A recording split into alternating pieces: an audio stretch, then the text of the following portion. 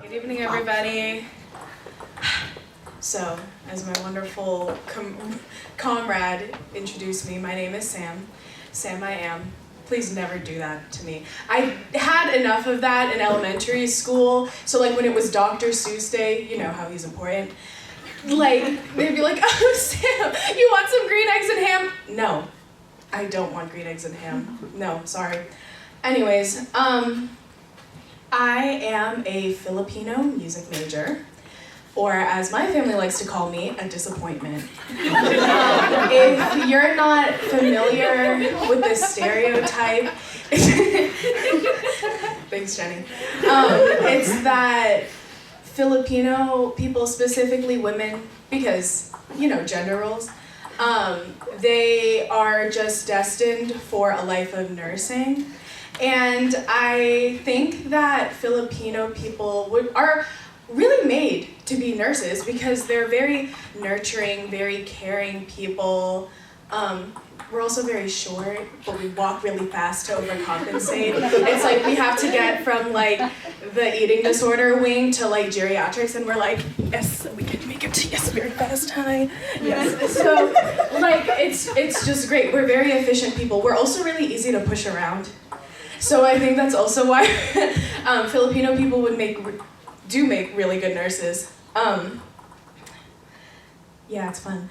I just can't imagine being, you know, a grown person from the Philippines and moving to America to, you know, free themselves of financial insecurity and food insecurity to only bring up a child that is only going to experience it when she's 20. You know what I mean? Like they wanted a better life for me, but quite frankly, I was like, no, I want to go into music, right? Yeah, no. It really is it's a great time. When I first came to America, there was a bit of a language barrier. There were just some things in my vocabulary, like slang, that was not, you know, like American slang. So one day in kindergarten, I sneezed in my hand, and there was like snot. You know how you sneeze. And this girl next to me, my hands were covering my nose for probably 5 minutes until the girl next to me goes, "Is your nose bleeding?" And I was like, no. And then she was just like, "What happened?" And I was like, "I have sipon." And sipon means snot, like that's the translation of it, but like snot was not in my everyday vernacular when I was 5 years old. So I was just like I'm just like a foreign girl in my predominantly white kindergarten class saying like, "I have sipon," and like my teachers just didn't know how to accommodate that, so they sent me to the nurse, and I like go into the nurse's office, and then they're like, and I'm still like very shameful of my nose. I'm just like, "I have sipon." But I go into the nurse's office, and they're like, "Sweetie, like, what happened?" And then like I slowly removed my hands from my nose to only reveal that it was fine now. And they were like, "Oh, sweetie, you gotta go back." And I'm just like, okay. Hey. So that was like my childhood. I also did, instead of doing, you know, sports, like, you know, normal people, my parents wanted to get me into this like acting agency. Yeah, because in the Philippines, the only way to make it by is if your kid becomes famous. And that happens when the kid sings on like game shows or like variety shows like that. That's why when you pass by like a Filipino person, they're just gonna automatically be singing, because in the hopes that they will pass by some talent agent that will hire them and make them famous and rich. So that's what I did when I was little. I even auditioned for this show called Cory in the House. Has anyone heard of it? Yeah, I didn't make it. So here I am studying music, right? That was the plan. When I came here to Pittsburgh, there were some things that I had to get used to, because Pittsburgh is a very business-oriented city, right? People like to run on time. Not in my family. Yeah, I'm the type of person that people, if the party starts at 7, people will tell me that the party starts at 5, so they know that I'll get there at 8. Like that's the type of person I am, and that's the type of, that's the concept of time that I run on. So when I come to this very business-oriented city, very Caucasian, some might say, I get to my first 8 a.m. class and I'm like running. I'm like sweating because I like just got out of the shower, and I'm like one tit is out of my bathrobe because I'm just like, oh my gosh, I'm still not ready. My glasses are lopsided, and I'm like, I come through the door and I'm like, I'm here. And it's 8:05, and I see like Tiffany right in the front of our classroom, and she's sitting there with her Starbucks, with her laptop, with her notebook, with her iPad, and I'm like, Tiffany, 3 of those things have the same function. I don't understand why you had to like bring all of them to the front. It's only like, I don't get it. And I still don't get Tiffany today. Thank you very much. So my name is Gabe, as I was graciously introduced as, and I'm a freshman, which means I come here straight from high school. I went to an all-boys private Catholic high school.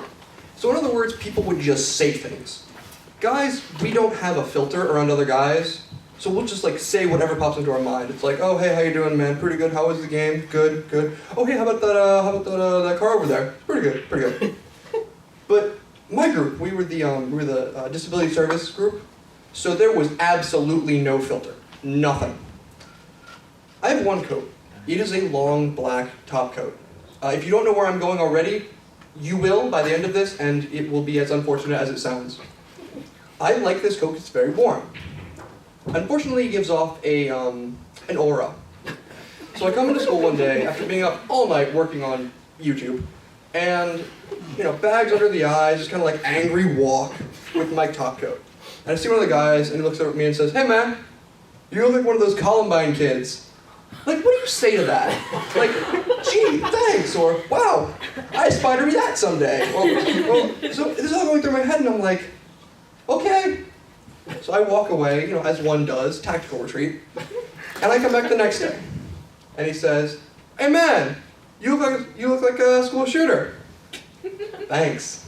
So as winter went on, I got a little cap, the gloves, and the whole thing, and I just got really tired. So the whole look, the whole shebang.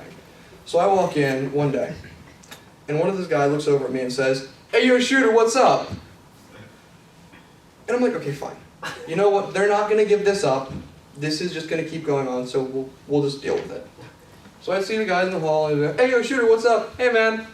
And carry on with my day, still running through that in my head. I used to be a singer, so we would be required to give tours, because they'd have to perform, and they go out in our tuxedos, and be like, "Hey, look at the singers with their tuxedos." So I give tours all 4 years, and one of the stops on the way is a disability service area. So I'm taking a tour with a family, so hey, if your son wants to go in there, it's okay, we can go in, you can talk to the director, give you a pamphlet. And I'm going with the family, and I see the guy who gave me this nickname. And in my head, I'm like, okay, don't say anything, don't say anything, don't say anything. Please, for the love of God, this family will not like that. Please don't say something. He walks up to me and says, "Hey, you're a shooter, what's up?" Damn it! Like, out of all the things you could have said, that's the one you picked. So in my head, I'm like, okay, please, hopefully you show anything like a pool shooter, or like archery, or like skeet. But yeah, so I went to an all-guys school, but I was a theater kid, so my social degradation wasn't as much. But here's the thing, you can always tell who's a music kid by how they walk around. It's never just one. It's like 5 or 10. It's always a pack, and it always takes up the entire hallway. It doesn't matter, it could be the busiest time in between classes, that hallway is clogged. Find another way around. And they're never talking like, this is a reasonable volume to be talking to your friend that you're walking with. No. It's always like this, and talking about just some random thing like, "Hey man, did you see the production of Hamlet with this really interesting casting? Yes, it's very thespian." I can't deal with that, so I'm no longer a theater kid. But one of the best ways is how theater kids will sit. And it's never like this. This is how normal people sit in chairs, but this is not how this works. Because I don't know what it is about being a theater kid that you lose that part of your brain. So you might get some of this, little floor right here, little bit of this, always, but never right, never correct. And the best thing ever was we were going to perform at a gala. And my one friend has his 2 feet up on the rest on the bus. So it was quite a time. We had these really weird doors in the cafeteria. So you know how like you have a set of doors right next to each other? They should swing the same way? No, they did not. So what you learned as you got through the time was which doors went which way. Problem is, you have to keep remembering this, and sometimes when you're really tired, you forget. And it's right by the freshmen.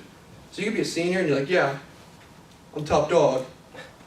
But you stop at that door and you were gonna be the biggest idiot there.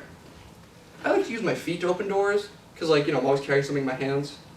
So I will go up to a door and I will push it with my foot. And I will lean in. So one day, I start walking to class. All right, think about what I'm gonna do, run through this whole thing, and then right in front of the freshmen.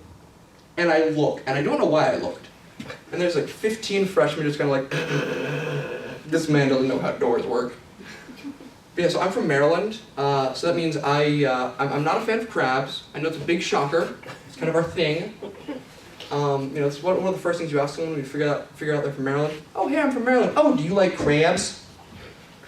Because that's like our state thing. The second thing is, if somebody always says like Old Spice goes on everything in Maryland. If it's not, it's wrong. But in Maryland we love our flag. It's one of those flags where like there will be gift shops just for the flag everywhere. So if you see someone around the country, and they have like a Maryland flag, they're from Maryland. Because no one loves Maryland flag as much as Maryland people. Thank you very much. Have a good night. Woo! All right, so I don't have much to say. I haven't really practiced this all too much, but I want to talk about a little bit of a job application thing I've been doing recently. So as of late, I've been trying to get an internship with various different companies. And when you do some of these applications, you got to take like a personality test. Anyone ever take these types of personality tests? Yeah? All right, one person. Awesome. Well, with the applications, they want to get a feel for what type of person you are before you start working there. And, it's a very structured thing, not really fill in the blank. They give you a question, yes, no, maybe, so on and so forth. And I was taking one of these for like a pharmaceuticals company, right? I'm an accountant and I'm going into tax, hopefully, so I'm applying for a tax position. And I'm going through this survey asking me about myself. It's asking me questions, and it's 3 responses. Yes, no, undecided. All right, so it's asking me some very basic questions. Do you keep up on scientific news? Yeah. Are you interested? Yeah. Do your friends do it? Maybe. But then I get hit with this one question, seemingly out of the blue. Are the secrets of the universe knowable and obtainable?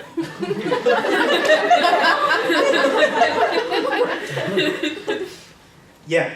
I had 3 things wrong with that.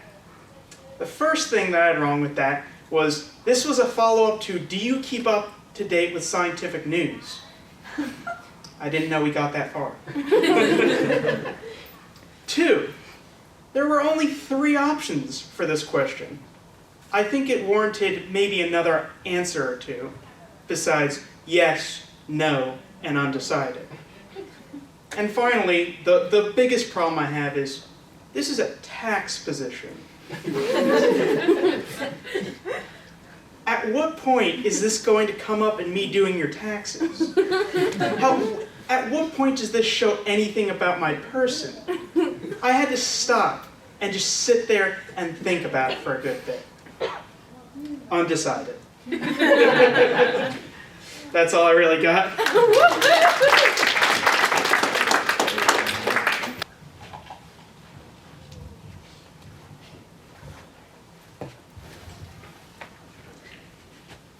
All right, so,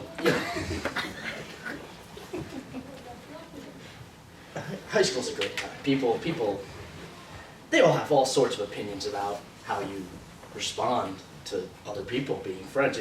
You're friends with this one girl for a few years, you're both go through a relationship. Then, you're both single all of a sudden. It's like the first time your relationship, like friendship, where you've been single.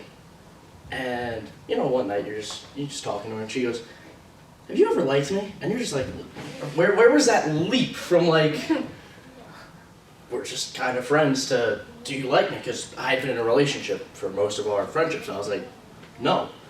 She was like, "Oh, well, I kind of did, but now I don't know." So I guess I rejected her, but simple question like that, you never know.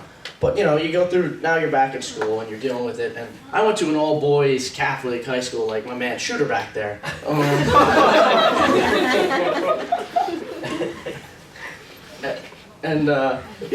But she also went to a Catholic high school that was private, it was like our, a little sibling school, because whatever. Anyway, we weren't allowed on our phones because you see, that'd be the work of the devil. You gotta sit there and focus on your schoolwork only. But they did grant us iPads, which they blocked all these websites or anything. Basically, if you were on your iPad, you were either looking at your notes, watching Fortnite, which a lot of people would be doing in an all-boys school, or you could like email people, which wasn't, like we're in the 60s or whatever, email's the main source. But anyway, I was emailing my friend, the whole time, this girl. And people would start going up to you, they see it, they go, "You definitely like that girl, right?" I'm like, "No, I don't." And they're like, "You're lying to me." "Yeah, you do." I'm like, "No." And they keep yelling at you throughout the year. And her friends question you all the time. And you're like, why are you bothering me? Like, "She's my friend, I'm allowed to." And it's like, all right, relax, I'm not dating her, you don't have any, But you get to the end of the year, you hang out with her a lot. And now college is coming up, and you're going to Pittsburgh, and you're from Long Island, New York, so that's like a 7-hour drive, and she's going to a college an hour away from New York, like north, so it's not really, long distance. So it's like, even though you're starting to realize, you know what, I really don't like the idea of going away because I like this girl, and you don't like that because now everybody's right, and you like being right, and now you're wrong. So you have to come to terms with that. But you don't tell anybody that. So you go to college, and you're like, "Yeah, I'm the king of the world." And everyone's like, "Whoa, you got a funny accent. You say water weird, New Yorker." And it's like, okay. Then you deal with it. But then you keep talking to the girl, Olivia, and it's like, okay, this is, And one time, and it just hits you. You're like, you clearly just, I realized, you want this girl. And you don't know what her opinion is now, because the last time she mentioned liking you was like a year ago. So you make the decision, you FaceTime her one time, and you tell her, and she's like, "We're so young."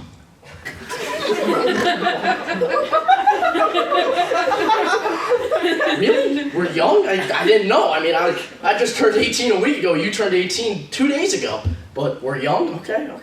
All right. "I just don't know. I have a lot going on." I was like, "Okay, fine. Take your time. I'm not going to talk to you."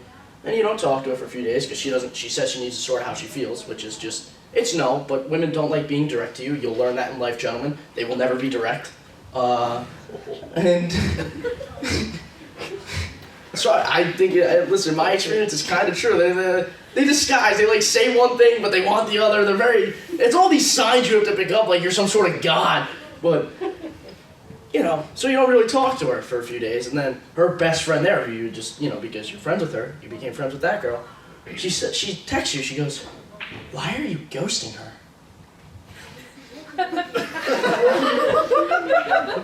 Ghosting her? Who's ghosting her? We just kind of, there's no conversation starter after, you tell a girl you have feelings for your best friend. There's no hey, because no matter what, there's tension there, whether or not it's there. So you kind of agree, give yourself some space, which is what I thought. But now her best friend is yelling at me, and she's like, "You gotta talk to her."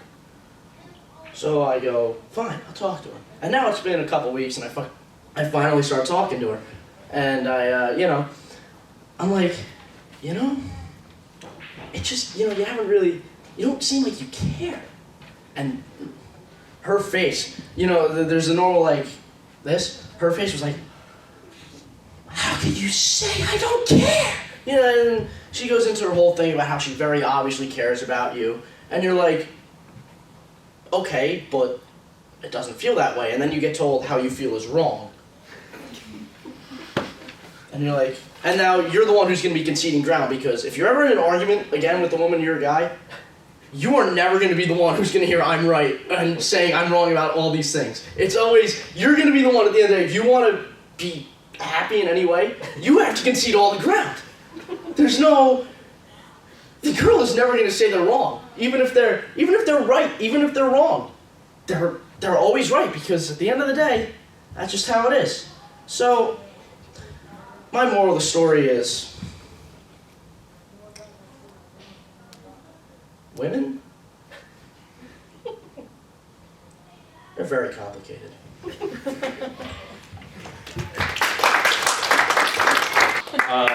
Also, I want to get right off the bat, it's very clear that I have red hair, but disclaimer, disclaimer, I do not go by the marginalizing term ginger. It does not apply to me. If you think it does not. If you see me and call me a ginger, I'll be very upset. I prefer the lighter term strawberry blonde. Thank you. Please go by that. So don't leave the show and be like, oh, that ginger kid was awful. He thinks he's not funny. That stupid ginger's not funny. Just go, oh, that strawberry blonde kid's not very funny. So that'd be a lot nicer way to say it. Let's do some real material here. I walk through the Armstrong Tunnel every day. No applause for the Armstrong Tunnel. Okay. Rough crowd for that tunnel. I think that's because walking through the Armstrong Tunnel is like walking through a smoker's lungs. And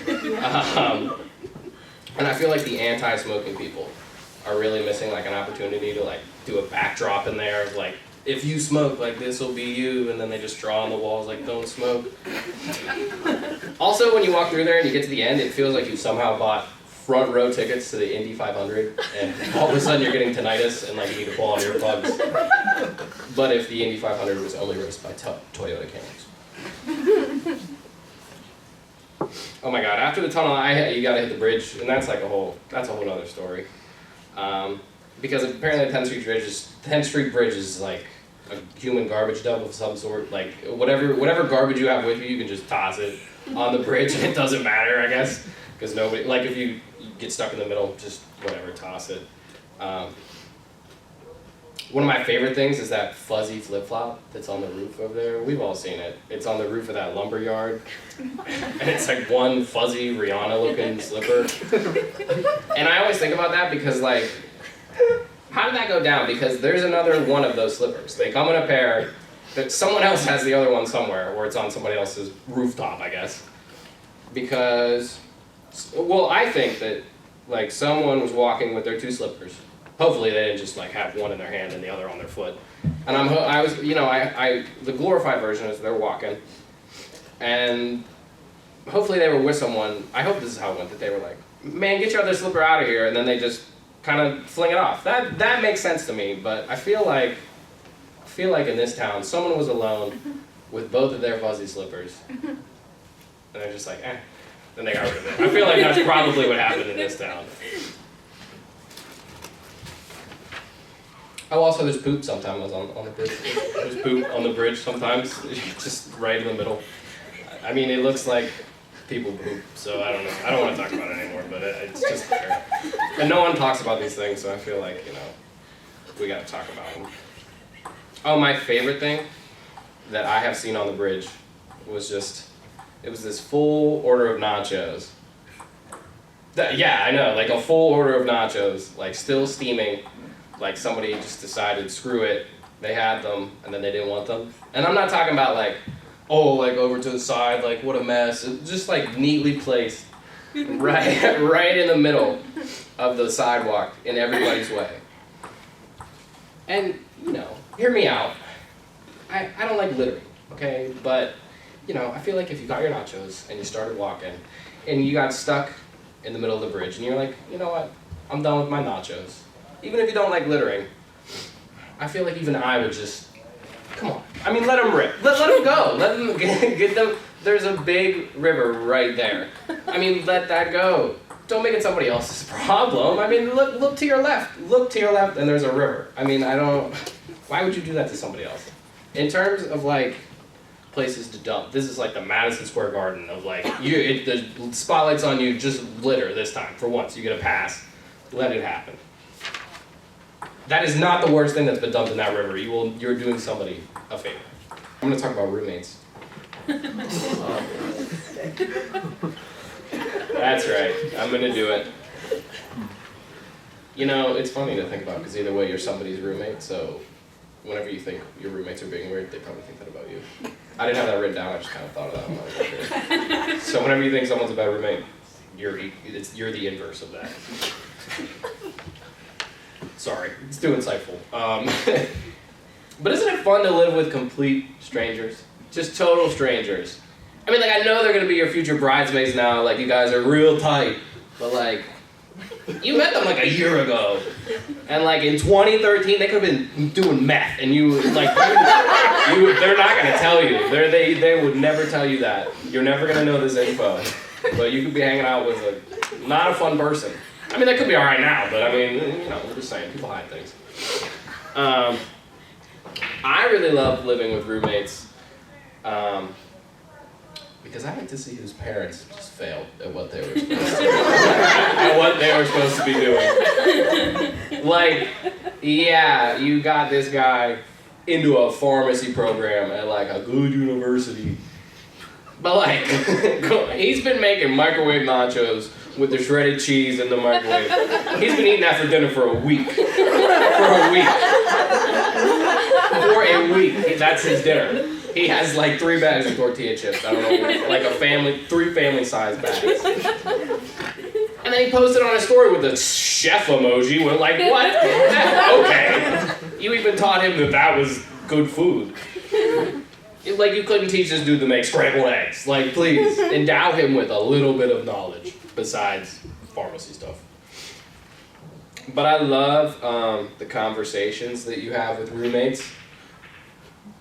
Because most of them, like 98% of them, are like, hey man, you still hungover? Like, oh yeah, I'm hungover. Like, we're all hungover. Like, I've never even stopped being hungover. That means I'm drunk. Like, I'm drunk right now. Like, this is the best time of our lives. Like, I love you, man. Like, everything will be okay. And like, also I am still drunk. I've been drunk for a while. This is a cry for help. But anytime you want to have this other 2%, this conversation with a roommate, especially about like the shared space that you have to share, and you might have to tell them that they need to clean things up. Those conversations, I feel like that's like when you try to tell a dog that like it just pooped on the carpet. Like you're saying words, but you're just like. And like nothing's getting absorbed by this dog, and he's just like, oh hey man, you know, I didn't know. They don't take any of this in. It's just like talking to Noah. Because I've even pinpointed this, I've had to do this so many times that I've pinpointed these conversations. They follow the same kind of linear structure. If you pay attention, you'll catch them. You'll see where I'm coming from one day. This will come back to bite you. You'll think of me, the strawberry blonde kid. Because first, there is the approach. And your roommate will be sitting somewhere with earbuds in because, well, you know how that is when you're trying to approach somebody but they got the earbuds in. And no matter what, this conversation is going to be a bother. So you're like, you know what, I might as well. And it always starts with you having to remind them of something very, very, very, very, very, very obvious. Like, it's not like it's very nuanced. It is right in front of you. You know, you might have to say something like, you know how you get weird like that. Hey, you know how, like, you made yourself, like, that whole Thanksgiving dinner the other day at, like, 2 in the morning? And then, like, for some reason, all the different courses, you ate them all in a different room and left all this stuff in every room. Meanwhile, the turkey carcass is right in front of you. This is what, like, it's very obvious what I'm trying to infer what's going on. I'm like, this turkey carcass right here. There's rats in this carcass. I'm like, hey, there's like a family here. Obviously, this very reasonable request is not met with empathy. As easy as a fix-it as it might seem. That's not what happens. As this becomes serious, you're gonna get that other earbud. You're gonna pop that out. You're gonna, oh. Like you just gave them all the knowledge of the universe that Tom was looking for. Like they're like, oh wow, I didn't know this was right in front of me. They'll go, oh wow, I didn't know you felt that way. about my Thanksgiving dinner. Well, like, I don't have, like, emotions. I'm just saying, like, that's, like, what it's happening. It's in front of us. Or they'll go, like, I'm sorry you feel that way. And I'm like, what? That's the worst apology. If anyone ever says that to you, don't take that as an apology. That doesn't count. I don't know what that means. But my favorite one is when I say, oh, you know, blah, blah, blah, can we clean up? I don't like a Thanksgiving dinner. They go, oh, well, we do that at home. What does that mean? What does that have to do with anything? Like, all I know now is that there's a whole family of people who don't clean up after themselves. That's all I got out of that. I don't know how that applies, but thanks for telling me that if we were somewhere else, you'd be doing the same shit. Since that never goes well, they're not going to do anything. The next step of this conversation, and you'll be here one day, I promise you, is you're backing away. You go, oh, well, you know what, I'm sorry. You gotta back away from them. You gotta go, okay. Next thing you know, instead of them saying any type of sorry, you gotta go, I'm sorry. You'll say you're sorry. You're backing out. You go, I'm sorry I even brought it up, which, I mean, I guess you concede to them. Next thing you know, you're agreeing with them. You'll do it. I know, it's happened to me. You'll go, you know what, I do like the turkey. That was funny, man. I can't believe you did that. That was so crazy. And then it resets back to normal. And you're just like, ah. And then we're all like hanging out with the rats. I'm like, I like the rats. I like that. I like the rats. I'm cool with it, bro. Let's get lit. You'll be here one day. Don't laugh. You'll be there. So now whenever I gotta sit in the living room, when I'm watching the Steelers get murdered, literally and physically, I have to wear some steel-toed boots so I don't get rabies bites from these turkey rats. Because Chad's family at home just does whatever they want to do. Thank you.